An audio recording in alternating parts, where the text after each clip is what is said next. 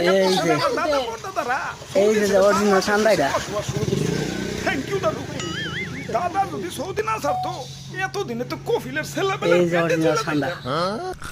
এই সান্ডা লই ওই কপিলের ছেলের কত কাহিনী খুব রিল্যাক্সে আছে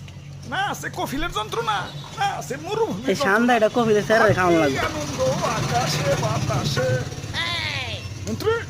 এই রেসেন সান্ডাটা লড়ে না আরে এই যে সান্ডা এই যে এই যে এই যে এই যে কাম করবো কেথা তোমার জেঠা এই যে এই যে অরিজিনাল সান্ডা আপনি তো পুরাই ভাইরাল হয়ে গেছেন নেটে ঢুকলেই খালি আপনার ছবি